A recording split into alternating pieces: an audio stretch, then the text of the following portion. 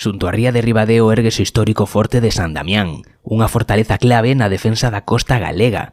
A súa construción comezou no século XVII, arredor do ano 1634, nun contexto de crecente necesidade de protección fronte a ataques polo mar. Durante os séculos XII e XIII, o forte desempeñou un papel fundamental na vixilancia da ría e na defensa do porto de Ribadeo, un enclave estratéxico para o comercio e a navegación.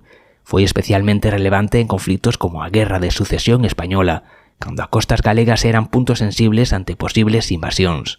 A súa localización permitía controlar o acceso marítimo e protexer a vila, funcionando como peza clave dentro do sistema defensivo da zona xunto a outras fortificacións costeiras. Co paso do tempo, especialmente a partir do século XIX, o forte foi perdendo a súa función militar e quedou como testemunha dun pasado marcado pola defensa e a estratexia. Hoxe, restaurado e aberto ao público, o forte de San Damián é un símbolo de historia de Ribadeo, onde o mar e a memoria seguen a contar a súa historia.